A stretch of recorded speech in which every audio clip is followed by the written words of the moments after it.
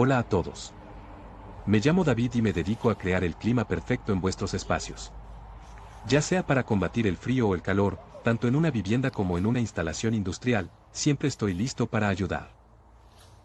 En este vídeo explico calorífrio, cómo elegirlo según metros cuadrados, orientación y uso de la vivienda y te voy a enseñar un método práctico y realista para que, paso a paso, calcules la potencia que necesitas, el tipo de equipo que mejor encaja y los ajustes que debes aplicar según la orientación, el uso y las características reales de tu casa, con ejemplos concretos para que no te queden dudas y para que evites los errores más comunes que encarecen la factura o arruinan la comodidad. Si te quedas hasta el final te daré fórmulas y ejemplos aplicados que podrás copiar y adaptar a tu caso en menos de 10 minutos.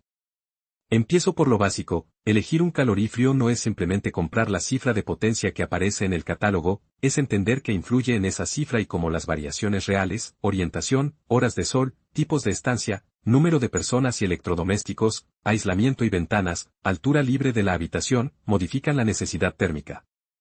Yo siempre parto de la superficie útil en metros cuadrados porque es el punto de partida más directo. Hay una regla práctica inicial que uso como punto de arranque y luego ajusto con factores reales. Para climatización en frío, aire acondicionado, conviene considerar entre 0,10 y 0,15 kilovatios por metro cuadrado en viviendas con aislamiento medio. Para calefacción la referencia suele ser entre 0,06 y 0,12 kilovatios por metro cuadrado según el clima y la calidad del aislamiento. Pero esas son solo referencias iniciales, yo nunca me quedo ahí sin aplicar correcciones. Por ejemplo, la orientación cambia mucho, una vivienda con orientación oeste o suroeste recibe una carga solar vespertina intensa y yo aumento la potencia estimada entre un 10% y un 20% según la cantidad de acristalamiento y la presencia de protecciones solares. Una orientación sur en verano también puede subir la demanda, y una orientación norte puede reducirla entre un 5% y un 10% en climas templados.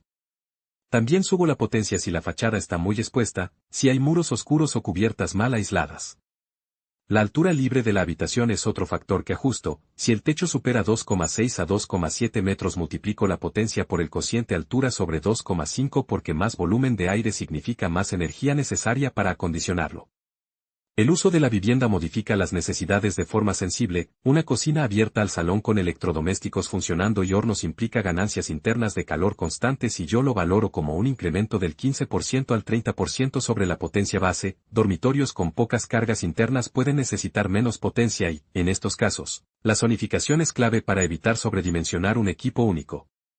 El número de ocupantes añade calor sensible y latente, yo suelo añadir entre 100 vatios y 150 vatios por persona presente de forma habitual para cálculo de refrigeración, y en estancias con alta ocupación, salas de reuniones o salón para muchas personas, lo considero primordial porque afecta también al control de la humedad. En cuanto a ventanas y acristalamientos, yo considero que las ventanas simples pueden aumentar la demanda en un 20% a 30% si están orientadas al sol y no cuentan con protección. Las ventanas dobles con rotura de puente térmico suelen ser la referencia media y las triples o con vidrios bajo emisivos reducen notablemente la carga, permitiendo bajar la potencia prevista en un 5% a 15% según la calidad y la superficie acristalada. No puedo pasar sin hablar de aislamiento, si la vivienda tiene aislamiento térmico pobre, fachada antigua sin cámara o tejado sin aislamiento, yo incremento la potencia entre un 15% y un 40% porque las pérdidas y ganancias son mayores. Al contrario, en viviendas pasivas o bien aisladas acorto la potencia estimada en términos coherentes. Con esas variables en la cabeza, yo aplico una fórmula práctica y reproducible, potencia requerida kW, es igual a metros cuadrados por coeficiente base kW sobre m al cuadrado según clima y uso, por factor de orientación por factor de altura por factor de estanqueidad barra diagonal aislamiento por factor de uso cocina, ocupación, aparatos. Voy a poner ejemplos específicos para que lo veas claro y puedas replicarlo.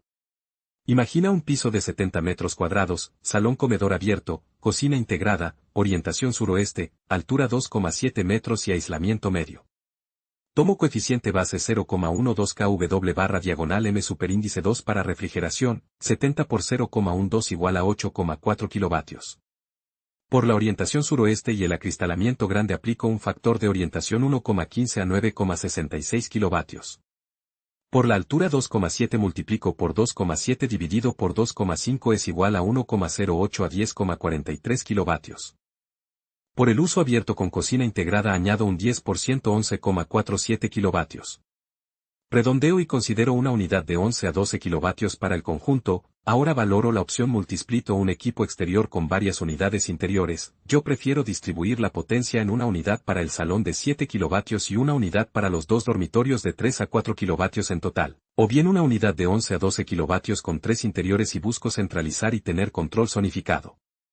Otro ejemplo, un apartamento de 40 metros cuadrados, orientación norte, altura 2,5 metros, doble acristalamiento y buen aislamiento. Coeficiente base 0,10 kW barra diagonal M superíndice 24,0 kW, orientación norte baja un 8% 3,68 kilovatios, altura estándar no modifica, uso básico, salón y un dormitorio pequeño, no añade mucho, así que 3,7 4,0 kW es suficiente. En ese caso yo elegiría una unidad split de 3,5 a 4 kilovatios con inverter, capaz de modular y funcionar con eficiencia incluso en cargas parciales. Aquí aparece un punto crítico que siempre explico, la tecnología inverter cambia las reglas de juego frente a equipos on/diagonal-off. Si eliges un equipo inverter puedes darle margen y moderar el sobredimensionamiento porque el compresor modulante evita el cortociclaje y ajusta su potencia al requerimiento real. Aún así, el sobredimensionamiento excesivo es perjudicial porque aunque el inverter minimice el problema, un equipo demasiado grande puede trabajar siempre en baja modulación y no gestionar la carga de humedad correctamente, dejando la sensación de ambiente húmedo y menos confortable. Por eso yo aconsejo no superar una tolerancia del 10% a 15% por encima de la necesidad calculada salvo que existan picos térmicos por ventana sin protección o usos muy puntuales.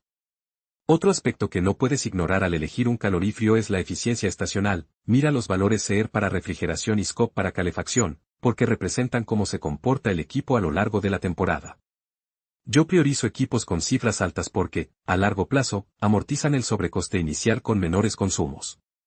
Además, el refrigerante importa. Hoy recomiendo equipos con R32 por su mejor eficiencia y menor GWP en comparación con R410A. También valoro que el equipo tenga protecciones de alta y baja presión, compresor rotario o scroll de calidad y un buen sistema de control. Si tu vivienda requiere calefacción y también quieres eficiencia en frío y calor, busca un equipo con buen COP en frío y en calor y con modos inteligentes. La elección entre split, multisplit, conductos o VRF depende de la distribución interior. Yo suelo recomendar splits individuales o multisplit para viviendas donde las estancias son claramente separadas y se quiere control independiente por habitación. Los sistemas por conductos son más adecuados cuando se busca estética sin unidades visibles y cuando el falso techo lo permite. Los VRF son para edificios grandes o instalaciones con múltiples zonas y necesidades variables. Considera que los sistemas por conductos requieren un espacio físico para instalar conductos y una correcta extracción de condensados y aislamiento de los mismos para evitar pérdidas. En cuanto al dimensionamiento de unidades múltiples, una regla práctica que aplico es que la suma de potencias de las unidades interiores debe estar muy próxima a la potencia del equipo exterior, pero hay flexibilidad. Muchos multisplits permiten conectar interiores con suma de potencias ligeramente superior a la unidad exterior porque en condiciones reales no todas las unidades estarán al 100% simultáneamente. Sin embargo, no abuses de ese criterio. Si en tu vivienda vas a exigir simultaneidad completa, por ejemplo, una sala con gran ocupación y habitaciones en uso, el equipo exterior debe cubrir la demanda máxima real. Otro tema técnico importante, la longitud de las tuberías y la diferencia de nivel entre unidad interior y exterior afectan al rendimiento y al límite de instalación. Yo siempre verifico en las especificaciones del fabricante las longitudes máximas y, si superas 10 a 15 metros de línea, hay que considerar pérdida de rendimiento o necesidad de carga adicional de gas. La instalación tiene su peso, una mala colocación de la unidad exterior o un mal aislamiento de las tuberías puede reducir la eficiencia notablemente. Ubica la unidad exterior en un lugar ventilado, lejos del sol directo si es posible, y con soportes antivibración, no la escondas en un armario sin ventilación. La unidad interior debe colocarse en zonas con buen reparto del aire y sin obstrucciones para que el flujo alcance la mayor parte de la estancia. La ubicación del termostato o sonda de control también es clave, no lo pongas cerca de una ventana soleada, de una puerta o directo encima de la unidad interior donde puede medir temperaturas engañosas. Hablemos de ruido. Si vas a instalar en dormitorios exige unidades con niveles sonoros bajos, por debajo de 30 a 35 decibelios en modo nocturno es ideal. Para la unidad exterior verifica la potencia sonora y, si vives en un edificio, ten en cuenta la normativa local para evitar problemas con vecinos. En cuanto a deshumidificación y confort, un equipo bien dimensionado y con buen control de ventilación y recuperación de calor mejora mucho la sensación interior. Yo recomiendo combinar la climatización con una ventilación mecánica controlada, VMC, cuando sea posible, sobre todo en casas muy estancas. Porque así controlas la renovación de aire sin perder la eficiencia térmica.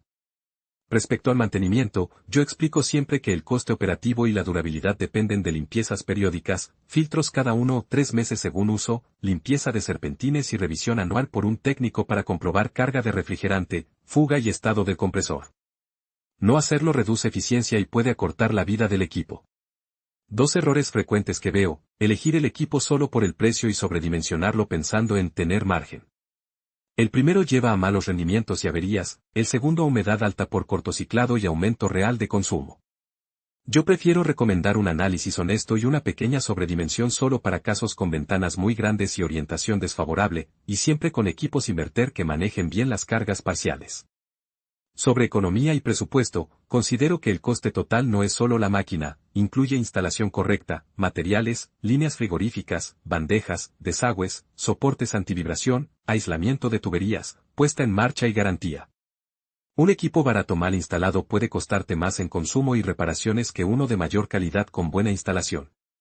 También valoro las certificaciones y la disponibilidad de servicio técnico en tu zona, que el fabricante tenga repuestos y técnicos formados influye en la decisión. Para ayudarte a decidir, te explico cómo procedo yo en un encargo real. Primero tomo medidas y fotos, estudio la orientación real del inmueble y la relación de ventanas por fachada, reviso el aislamiento de paredes y cubierta, pregunto sobre horario de ocupación y aparatos que generan calor habitual, horno, secadora, placas, y anoto la altura libre.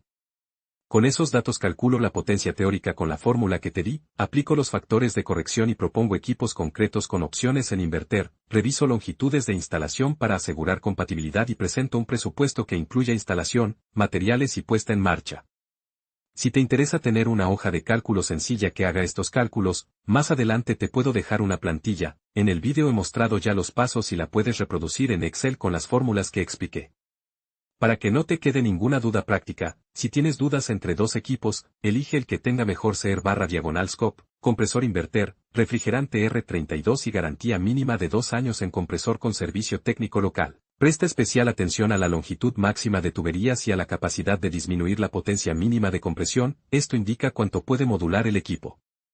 Finalmente, consejos para ahorrar energía y mejorar confort sin cambiar equipo: instala toldos o persianas en ventanas con mucha insolación, mejora sellado de puertas y ventanas, añade persianas térmicas o cortinas con forro, usa ventilación nocturna cruzada cuando la temperatura exterior lo permita, programa termostatos con horarios y usa modo seco y temperatura estable en lugar de cambios bruscos. Si después de todo esto te queda alguna situación particular, como un salón diáfano de 60 metros cuadrados con grandes ventanales, un ático con techo no aislado o una vivienda con doble orientación cambiante, yo te invito a que me describas la planta y las características y yo calcularé la potencia y propondré tipos de unidades y distribución ideal. En resumen, elegir un calorífero según metros cuadrados, orientación y uso no es un acto aleatorio sino una suma de variables que se pueden medir y ajustar. Empieza por la superficie y un coeficiente base, aplica factores por orientación, altura, aislamiento y uso, decide la arquitectura del sistema, split, multisplit, conductos o VRF. Según la distribución, prioriza equipos inverter y con buena eficiencia estacional, cuida la instalación y el mantenimiento, y evita sobredimensionar sin criterio. Si sigues este método tendrás un equipo que te dará confort real, control de humedad y un consumo energético razonable, y habrás reducido el riesgo de errores caros. Si quieres, describe ahora mismo tu vivienda en los comentarios y yo te hago un cálculo orientativo basado en los parámetros que hemos explicado. Gracias por haber visto este video hasta el final. Espero de verdad que os haya resultado útil. Dejad un me gusta, solo si realmente os ha gustado el contenido y, si creéis que hay algo que podría mejorar, contádmelo en los comentarios. Me interesa conocer vuestra opinión. Y si este tema os apasiona, no olvidéis suscribiros al canal para no perderos los próximos vídeos. Hasta la próxima.